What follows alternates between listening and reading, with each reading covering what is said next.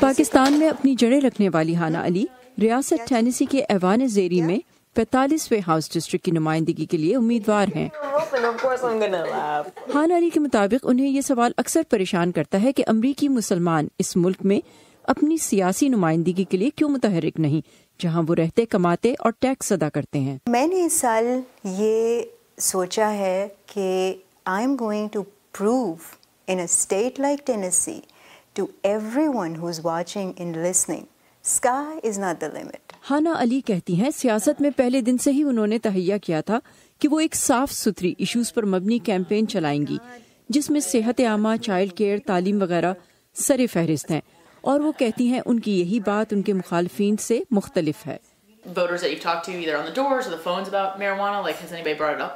No, they bring up healthcare mostly. ماضی میں یہاں مسلمان یا عموماً تارکین وطن کے خلاف منفی واقعات بھی سرخیوں میں رہے ہیں۔ ایک مسلمان خاتون کا یہاں سے الیکشن میں کھڑا ہونا اور پرائمری جیتنا بلا شبہ بڑی خبر ہے۔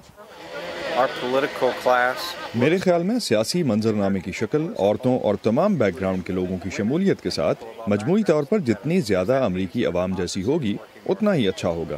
اس کا مطلب ہوگا کہ ہماری جمہوریت زیادہ مؤثر انداز میں کام کر رہی ہے۔ وہ تمام شہریوں کی عزت کرتی ہیں۔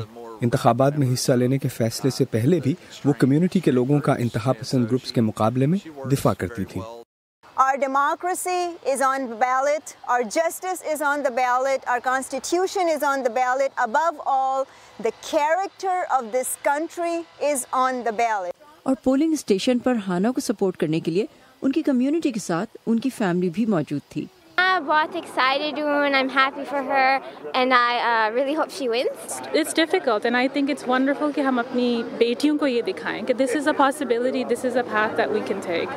ٹینیسی جیسی روایتی ریپبلکن اسٹیٹ میں ڈیموکریٹ امیدواروں کو اس نومبر کے انتخابات میں کھڑے مقابلے کا سامنا ہے، لیکن جیت اور ہار سے الگ اقلیتی خواتین کا سیاست میں آنا اور انتخابات میں ڈٹ کر مقابلہ کرنا ماہرین کہتے ہیں خواتین کے لیے کسی کامیابی سے کم نہیں۔ سبا شاہ خان، ہینڈرسن ویل، ٹینیسی۔